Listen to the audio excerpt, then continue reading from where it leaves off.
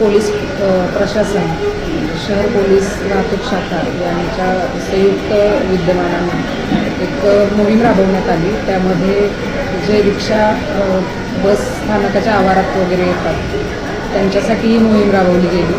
पोलिसांनी चांगलं सहकार्य केलं आणि पोलीस प्रशासन आणि आगार प्रशासन यांनी सर्व रिक्षा चालकांसाठी काही सूचना दिल्या की त्यांना एक आव्हान वजा पण करण्यात आलेलं आहे की त्यांनी रिक्षा ज्या आहेत त्या बस स्थानकामध्ये न आणता त्यांना जो नियोजित थांबा वगैरे करून दिलेला आहे त्या ठिकाणीच त्या रिक्षा लावाव्यात, विनाकारण आत रिक्षांची गर्दी करू नये। त्यामुळे प्रवाशांना त्याचा नाहक त्रास होतो आणि बसेस जागा कमी असल्यामुळे बसेस आणि ट्रॅफिक जाम ह्यासारख्या काही अडचणी येतात, दुर्दैवाने काही घटना घडू शकते आणि नाईलाज म्हणून आम्हाला कारवाईचा पण अवलंब करावा लागतोय।